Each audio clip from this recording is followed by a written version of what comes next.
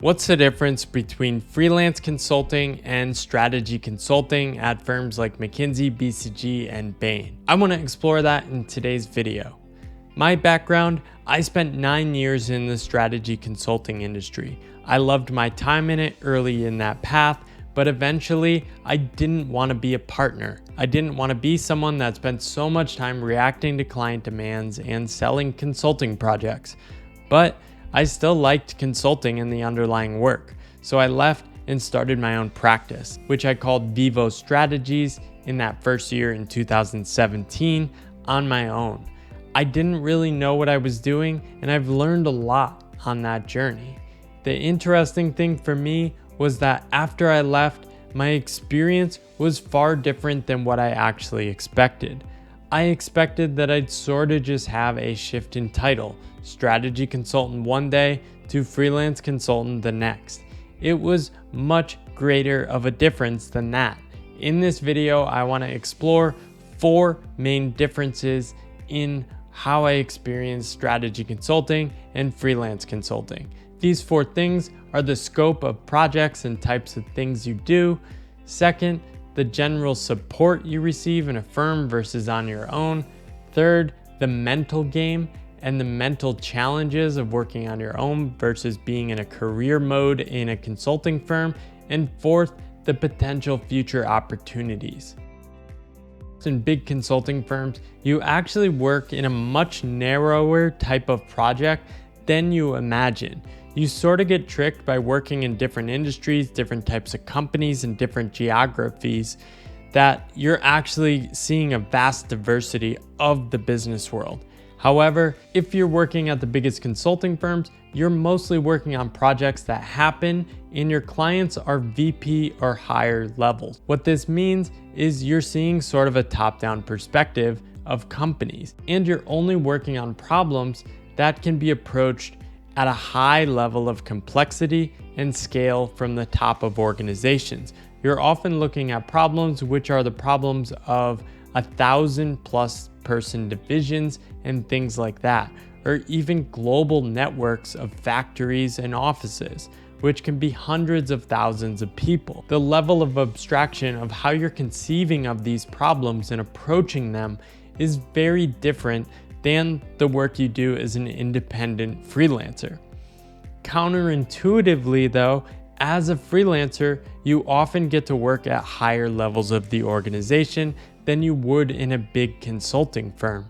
This is because in a big consulting firm, you often have managers and partners above you. You're often only interacting with the lower levels of the organization in a deeper way. You might get exposure to those senior people, and I definitely did in some of my roles, but you don't get to work deep and close with them. As a freelancer, I've worked with presidents of companies, founders of startups, and I work directly with them. I am the partner, the manager, and the analyst in those roles. Also, because they're hiring me and not a firm to solve a large-scale problem, I'm often much more in the weeds, hands-on, getting involved in things. One of my first projects was for the Good Jobs Institute, a nonprofit out of the MIT Sloan School of Management.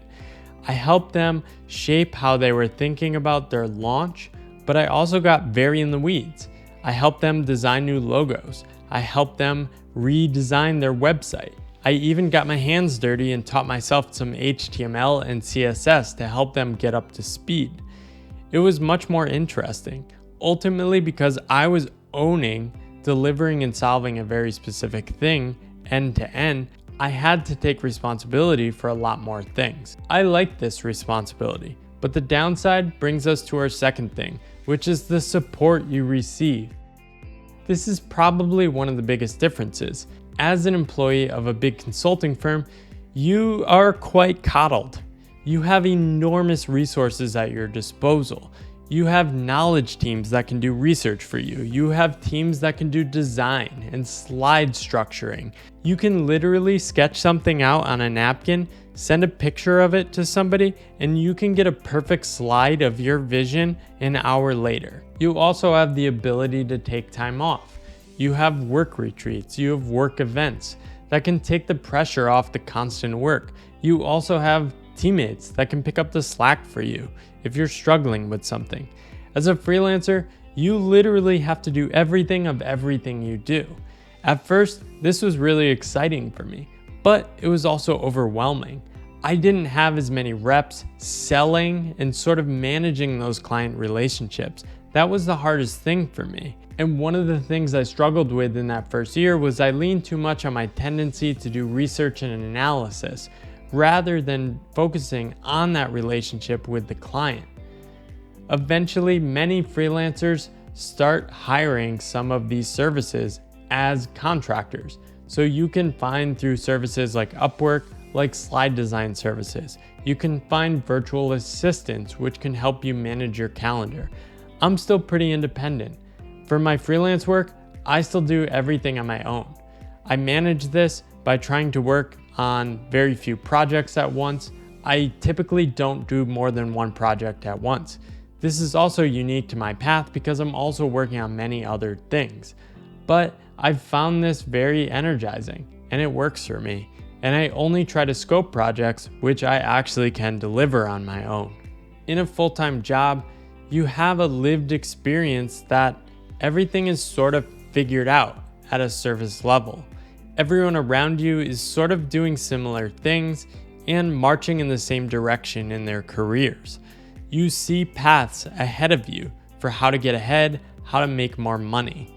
When you're on your own, you have none of this. So in addition to trying to find your own work, trying to make money, trying to figure out what kind of work you want to do, you also have to figure out how to structure your life. With full-time work comes constraints. That tells you to work Monday through Friday these hours because that's when your fellow coworkers are working.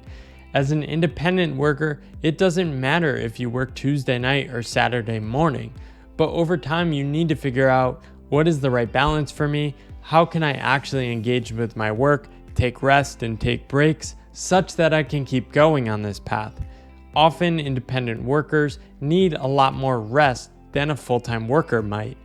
This is often because when you're busy, you're super in the zone.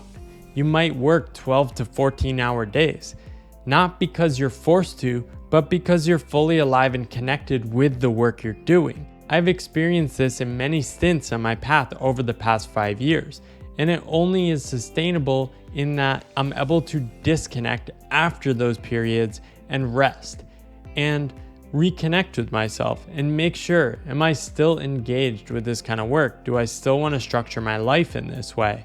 And I constantly am able to make tweaks, which is another one of the upsides of such a path.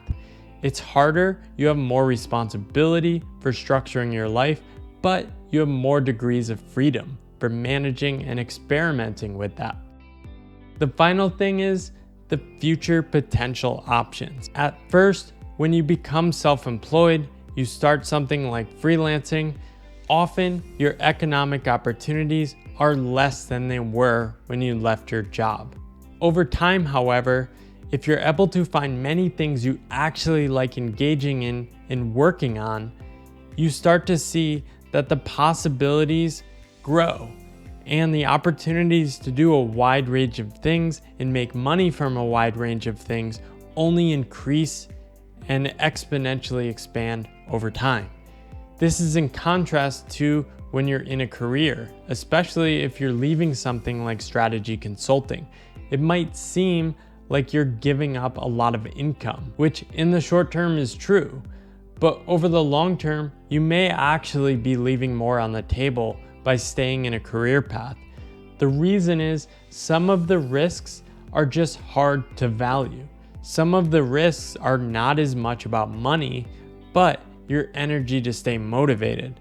I talk to so many people who are deep in careers and have solved their financial problems, but because they've been on such a path that they never really loved for so long, it's sort of undermined and short-circuited their capacity to find things they actually want to engage in and commit to. These are the trade-offs, and I've been surprised at how big the opportunities have grown.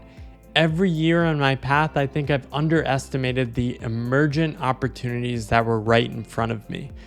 This always means that the path is uncertain. You don't know what's next.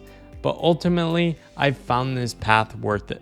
So these are the 4 big differences between strategy consulting and freelancing. There are many more differences. If you have further questions, ask them below. I'll try to answer more about some of the differences I've experienced.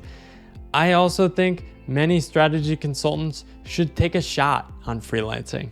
I think it's a tremendous opportunity to learn about yourself, to learn about what you're good at, to really test yourself for taking ownership and responsibility of making money and trying to make it work in the world. Even if you don't make it or it's not for you, you can go back into work seeing more possibilities in the world and also having a better connection with what you're doing because you know the trade-offs. You know what's at stake if you were to have taken your own path. Hope you found this helpful. If you want to see more videos on freelancing, you can watch them up here. Also, you can subscribe and follow along. Don't forget to click the alerts to get alerted when I post new videos. I'm having a ton of fun on YouTube. Leave some comments below. I want to engage with people, answer more questions, and see what other things I can help people with.